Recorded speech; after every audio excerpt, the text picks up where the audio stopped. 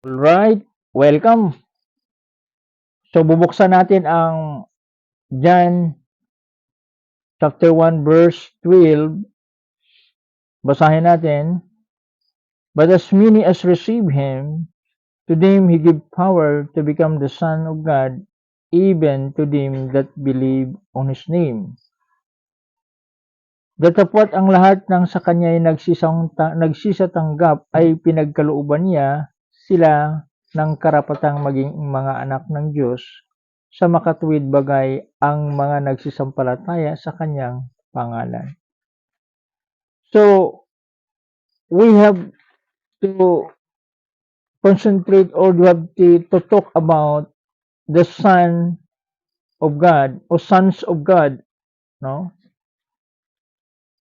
Na binigyan ng karapatan maging mga anak ng Diyos, sons and daughters, no? So, we talk about the sonship. Mayroon lang tayong isang bugtong na anak na binigay ng ama, no? So, this is the true sons of God from heaven. So, ang mangyari sa mga taong tumatanggap sa Kanya ay maging adopted son of God, which is by faith, no? So, ito yung pagka naging anak ng Diyos, ang pamamaraan niya, ang sinasabi na nakwento naman ito ni Nicodemus, no? The first, no? Ang isang pinunong pari na si Nicodemus nagtatanong, no?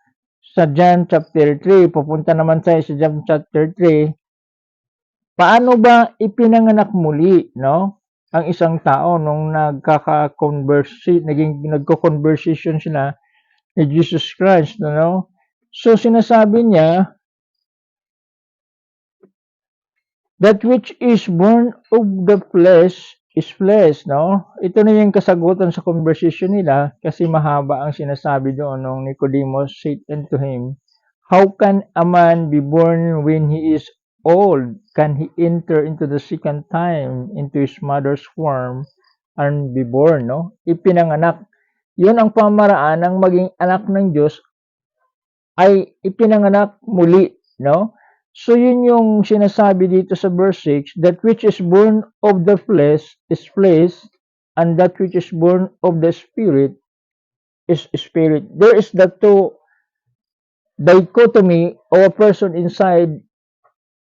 It is the physical and spiritual aspect. So the physical, which means that he that born of the flesh is flesh, no? Sa laman. Ito yung natural birth na nanggagaling sa atin na pinamanganak tayo sa dugo, no? At ito namang espiritu ay pinanganak sa tubig or the spirit na sinasabi sa verse 7 and verse 3, marvel not that I said unto you, or in verse 6 na, that which is born of the spirit is spirit, and that which is born of the flesh is flesh, no? So the spirit has no bones and flesh. Marvel not that I said into you, ye must be born again. Ipinanganak. So una, ang systematic normal process ng pagpanganak ay kailangan ipanganak ka muna sa laman. So hindi pwedeng mauna ang espiritu dahil ang mga anghel lang ay wala silang laman, no? They were numbers, myriad numbers created by God, not by biological birth, which means begotten or reproductive. So this is not the spiritual and physical birth, which means first we have to be born in the flesh, and secondly, you must be born in the spirit, which is adoption by faith. Totoo yun. Mayroong mga tao pa na nagkiklaim na sila'y anak ng Diyos. Tingnan mo naman yung mga kalokohan, no? Totoo naman yun, anak sa Diyos. Pero hindi na magsabi na sila'y bugtong na anak. Mayroon ng bugtong na anak na si Kristo, no? Si Yeshua HaMashiach, no? Jesus Christ, no? Si Christ na bugtong anak ng Diyos na pinadala ng Ama sa sanlibutan para pagtubos sa mga kasalanan ng sangkatauhan. Ngayon, May mga tao pa maliban kay Jesus Christ na anak rin daw sila ng Diyos, no? Appointed son of God. O kaya mayroon pang ibang nagkiklaim sila yung lulo, no? Sila yung tatay o kaya anak na pinapalitan na nila ang Panginoon. Ito anak naman talaga na sinasabi. Totoo yun. Mayroon tinatawag na anak, pero hindi tayong sabi na palitan na natin ang sonship na kay Kristo na deity of Jesus Christ, na tayo ang papalit doon, na magsasabi kang you are appointed son of God. Adoption lang tayo, no? So we are being adopted by faith, na makita natin dito sa makita natin sa Ephesians chapter 1 verse 13, ano? So malalaman natin dito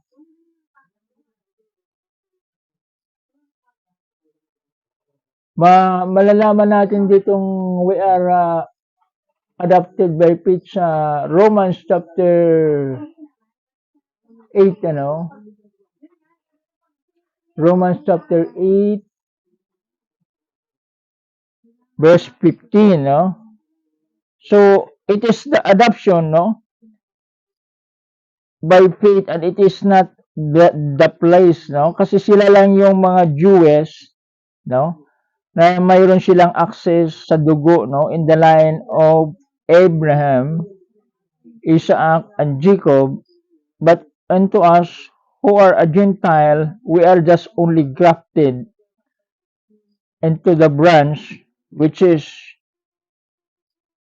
Christ is the vine, and the Jewish is the branches, and we are grafted into the branches as a wild leaves, no? Sa pamamagitan naman yun ng puno ng kahoy. Pero pagdating naman dito sa spiritual birth sa tao, no? Verse 8, chapter 8, verse 15, nagsabi dito,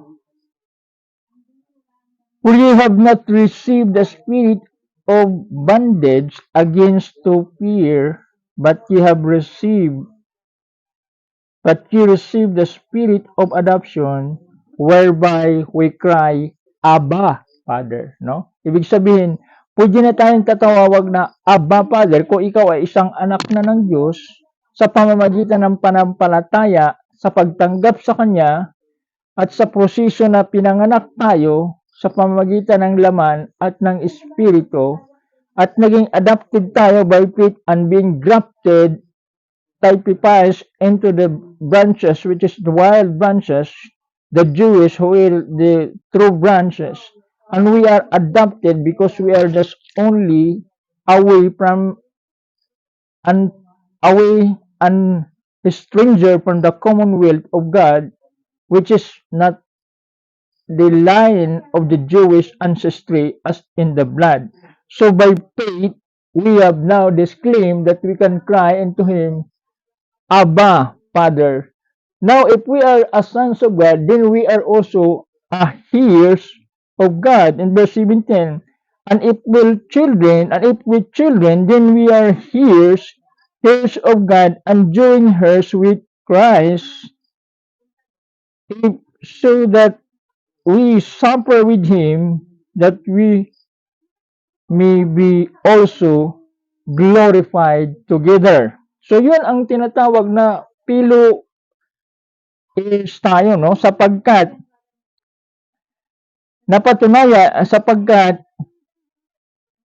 at kung mga anak ay mga tagapagmana sa Diyos at mga kasamang tagapagmana ni Kristo, kung gayon nga makipagtiis tayo sa Kanya upang tayo'y lumalawalhati naman kasama niya, no?